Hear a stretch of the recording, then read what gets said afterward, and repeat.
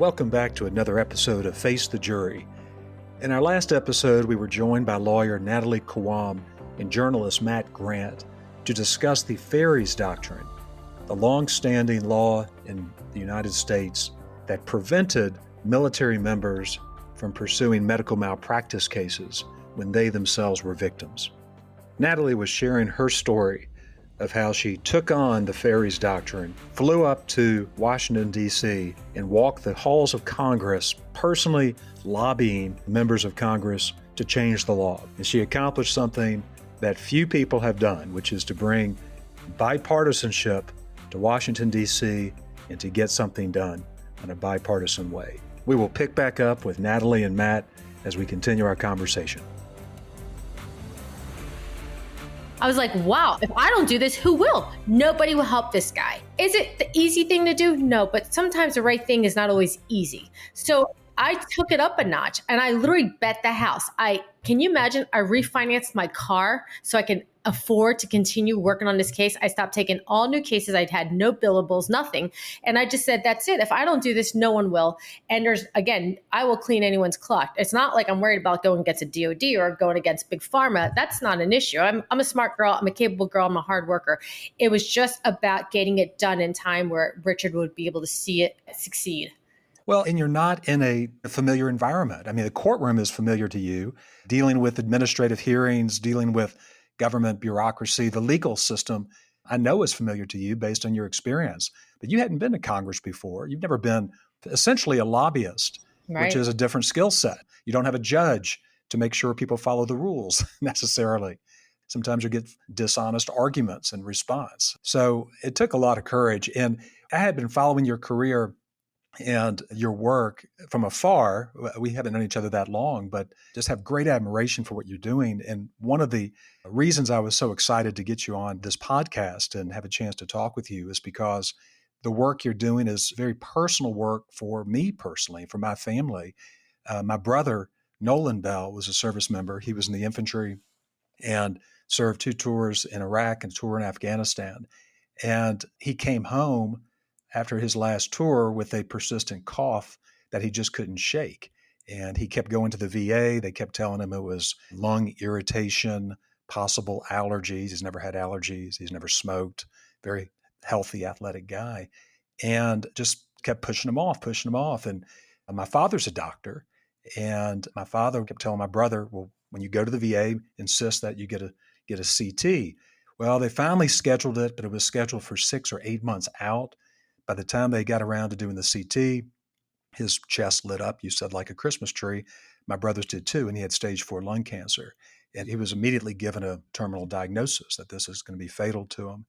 And he did not survive more than additional 7, maybe 8 months after that diagnosis. Mm.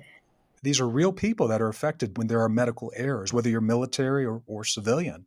And you have been successful in kicking over a big wall that has prevented people, service members who've been injured by malpractice from having any hope of recovery, from having any hope of justice, as much as justice can be delivered in this system.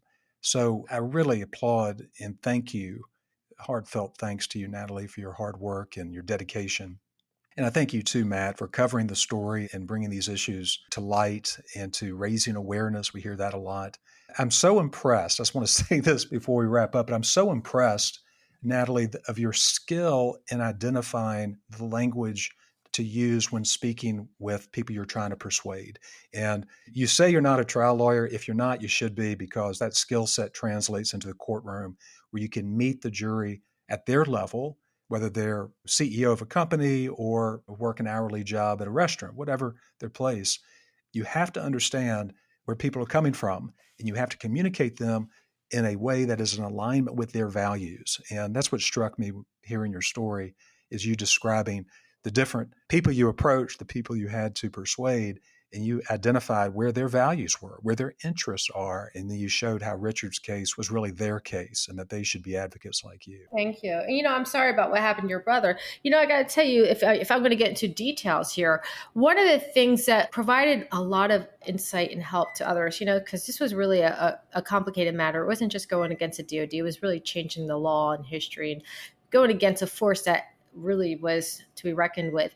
One of the things I recall was when I used to work at Children's Hospital Philadelphia, CHOP, whenever a doctor committed malpractice, and it was not that often, but when they did, 3 strikes you're out kind of thing, we used to have an inside joke, which is terrible, by the way, but it was a joke. Was, I wonder which VA he's going to go work at. I wonder which DOD. Why? Because if you go and you work at the VA, you can't be sued personally at the VA. You can sue the VA, but you can't sue the doctor. At the DOD level, with DOD providers, they can't even be sued because of Feres. So you see a lack of accountability. You see a lack of proper training and standard of care being followed. And I'm not, by the way, I am not bashing VA doctors because there's a lot of great ones out there that I represent, I defend, and I really admire.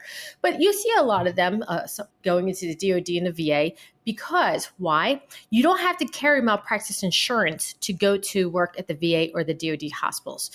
Why? Again, going back to the DOD does not allow you to sue before the state school bill. So you didn't need malpractice insurance. And the VA, you couldn't get sued personally, so you never needed to carry malpractice insurance. So what does that tell you? I'll tell you what it means. Whenever somebody commits a lot of malpractice, they get kicked out of the hospital first. And secondly, the insurance carrier, the malpractice insurance carrier, will no longer cover them. So they are considered uninsurable. They'll say, you know what, look, you paid $100,000 in premiums this year, but it cost us $3 million in payments to victims.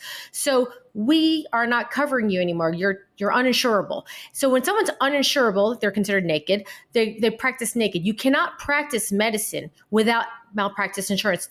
Any real or private hospital will not let anyone practice without malpractice insurance. So what is that? That malpractice insurance is kind of like, in a sense, a litmus test of whether you're insurable or not, which means you have a history of committing malpractice or not. It's kind of like driving. You know, when you drive and you're going to go get car insurance, they know your history and they tell you whether you're $1,000 a year or $700 with your driving record. It's the same with malpractice insurance. Well, you make a really good point, identifying the connection between holding healthcare providers accountable for malpractice and patient safety.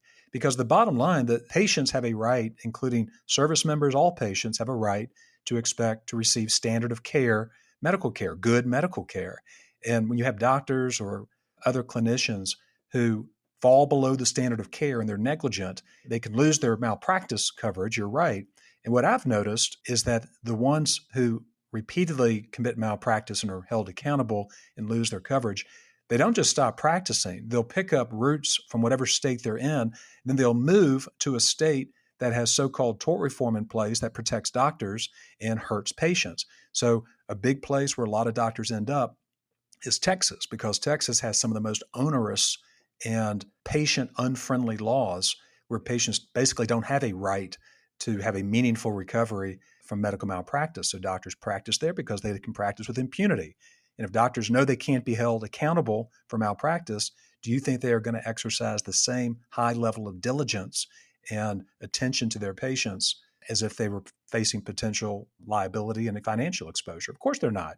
No, it's human nature. Accountability, correct. Right. And I think if a lot of people were more informed, studied these things, are aware of things, they would understand why it was so important to change this law. It didn't just stop at, our military should have a right to sue. It was really, this is going to create accountability. This is going to create deterrence from somebody continuing to malpractice on our soldiers. This is what's going to continue to happen if we don't change it. And believe it or not, we're the only country that has Feres applying to our military. So I started looking at this as, a protected class equal, this discrimination against somebody because they zipper uniform every morning. So we are categorizing, we're discriminating against this protected class of people because they serve our country. They can't have the same rights as everyone else. So I was slicing this apple so many directions and ways whenever I would talk to any congressman or senator, because whenever I knew what was something that really was important to them or their cause or policy or whatever. And then at the end of the day, I said, and look at the morale. This is what we're talking about, people. This is what we're giving our heroes, our Green Berets, our Special Forces guys. And what does it cost when we lose a service member? Well, it's about $150,000 in training alone, a whole lifetime of his training and everything, $1.5 million. Natalie, earlier I was sympathetic with you and thinking, poor Natalie, and how could she stand up to all these Congress people? And now I'm thinking, poor Congress people, how could they stand up to Natalie? They didn't have a chance. They didn't know what hit them. They didn't have a chance. And Matt, I want to just ask you, what feedback did you get from your listeners, your audience in North Carolina when you raised these issues? Because North Carolina is one of those states that has very severe laws in place that restrict patient access to the courts in malpractice cases. And it's a so-called tort reform state, very conservative in these areas of law, not very patient friendly. So talk to me about the reaction you got when you became sort of a spokesperson or a reporter for a person who's trying to expand the ability to file malpractice actions. When we did Richard's story, like the next day, I was calling every lawmaker in North and South Carolina and sending our story and trying to get their response. And it was Congressman Richard Hudson who responded right away and said that he would look into trying to change the law. And he partnered with Congresswoman Jackie Spear of California, and they put something together. And before you know it, Richard's on Capitol Hill testifying. I received a lot of feedback, both from service members and from members of the public who our viewers had no idea about the Feres Doctrine. They had no clue that an inmate can sue, but that an active duty service member can't. And our viewers were emailing me saying, how is this possible? What can we do? And we actually had a lot of our viewers saying, tell me more about this. We want to reach out to our member of Congress and we want to see what they can do to change this. What I heard over and over again from the families of service members after the law was passed was thank you to us, to please tell Natalie, please tell Richard, thank you for doing this. For a lot of the families who have lost a loved one to botched or negligent care, or for these service members who just suffered terribly, it's not about the money at all. It's about accountability and justice. And like you guys were talking about before with these bad doctors, this is a way to get a measure of justice. It's a way to hold these doctors accountable for the mistakes that they're making that can ruin lives, that in some cases are leading to death. And I'll tell you real quick, the family of Jordan Way, it's another service member whose loved one died. He went in for routine shoulder surgery. A young guy, he gets out of it. He's in terrible pain. The doctor says, okay, well, we're going to prescribe you oxycodone. And he prescribed him 82 pills over 4 days. Jordan Way died of opioid toxicity. He took the medication that his doctor prescribed him as prescribed, and he died. And his parents told me that Jordan trusted who was in charge of him, and that's what killed him.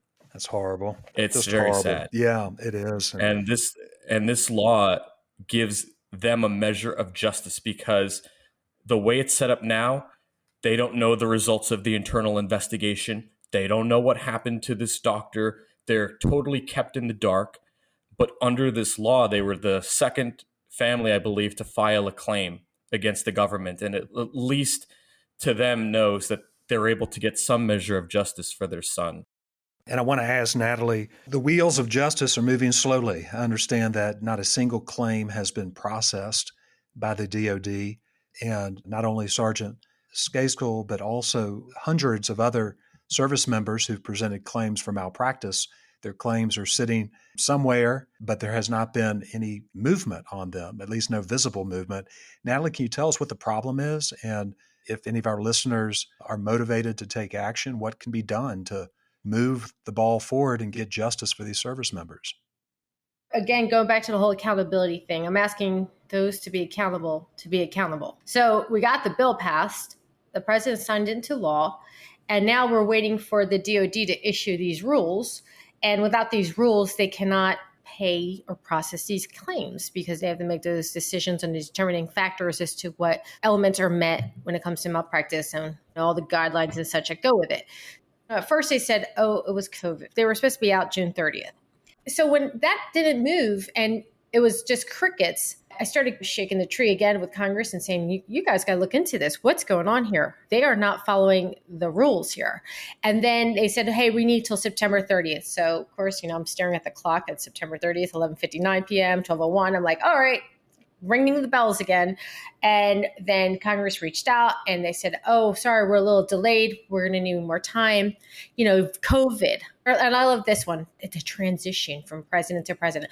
Okay, so if COVID and transitioning is your excuse for not working, well, then don't take a paycheck. Just say, you know what? I'm not working. It's a transition period, or I'm not working. It's COVID. You don't need a paycheck. I hear you. Well, what can we do? What can our listeners do? Our listeners can call the Armed Services Committee members. Those are the most important people that can do anything. The Armed Services Committee can make the DOD sit before them in a hearing or say, where are you with this? And they need to call, let's just use some congressmen and senators that are really important in this situation. Jack Reed, Senator Inhofe, Congresswoman Jackie Spears, Congressman Adam Smith. Those are some people to call and say, hey, look, this is unacceptable. You can call the Pentagon. You can call the Secretary of the Defense, which is really important because he's the one that's behind everything. He is that top guy on the DOD.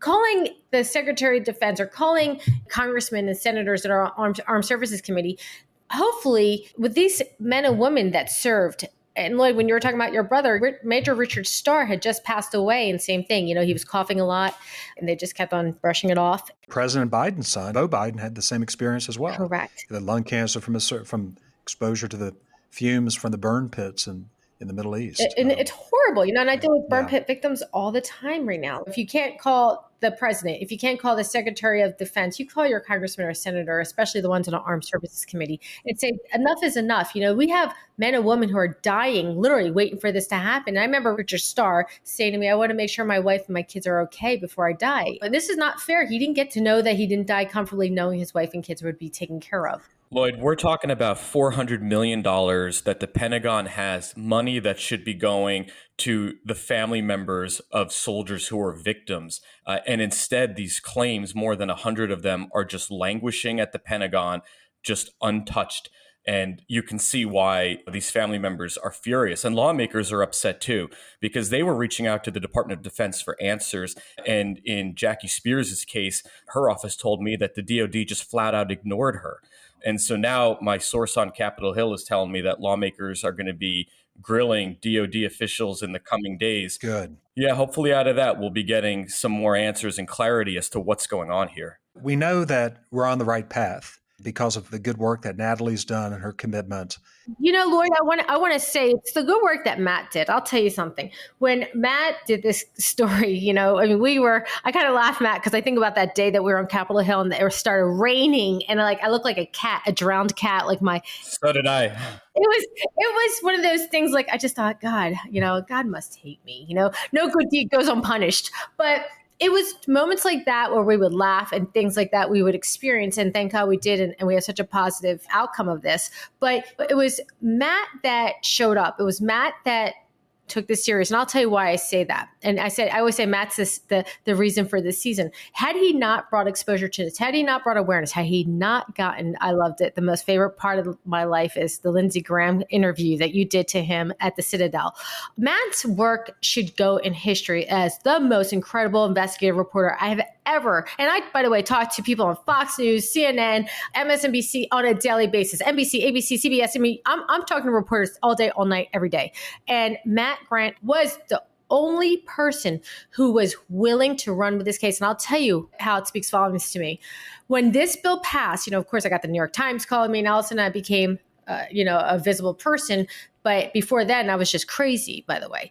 And so I never forget, this NPR reporter called me and he said, a year ago when I heard about you doing this case, I rolled my eyes and I said, good luck. Look at that little young girl trying to come after the DOD. Are you kidding me? He said to me, oh, little young girl, you're going to lose. I said to him, I go, what did you mean by that? He goes, when you took on this fight, I thought she has no idea about history and how it's against her, and she's never going to win this. And that's why I refused to call you, Natalie, and do the story on you, because there was no chance in hell I would have bet all the money in the world that you were never going to be successful in this. And that's why I refused to do a story. And he goes, and now I look back and maybe I shouldn't be so skeptical or prejudiced or, sexist. And he's sitting there talking out loud. I'm sitting there, is he actually telling me this?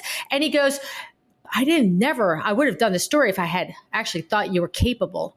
I appreciate the compliment, but I thank God that Matt Grant covered this story because he had the intuition. He knew, he had the moral compass to know that this is something that's important. It doesn't matter if you win or lose. It's important to fight for the right thing and bring awareness to it. We happen to win because we gave it our all. But people like Matt Grant were the ones who were there in the very beginning, who showed up in Congress, who flew into Tampa, who followed us, who brought all this traction. And you know what? If it was, and he met the majority of my clients, he sat there, I'll never forget, with the waves. It was like 10 p.m. at night. There wasn't a moment he didn't just pick up the microphone and turn on the camera, carrying everything himself, like he's like the help himself too, carrying everything, going from meeting to meeting. And it was amazing how he just continued to drive it. And then everyone else caught on. And then all of a sudden it became like a superstar story, and like Fox is covering us and everyone. But I thought, Matt Grant was the reason, and it's like, I really believe it takes a team, and it's incredible when you have, an all-star like Matt Grant on your side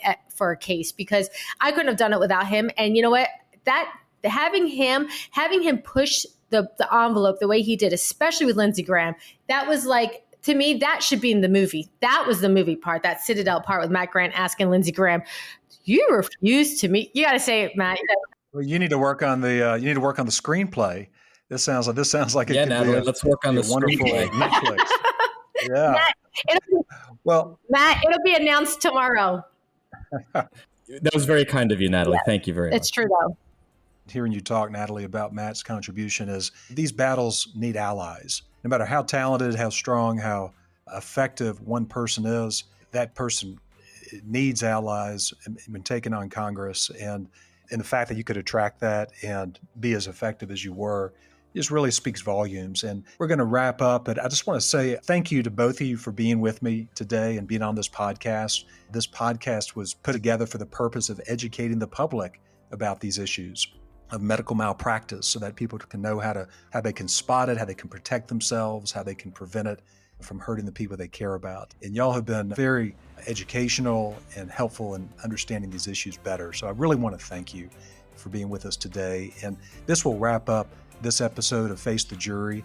This season is going to be one with interesting guests. I'm going to have clients who've agreed to participate in some of these podcasts so we can continue our mission to rid the world of medical malpractice and improve patient safety. Thank you for joining us today on Face the Jury.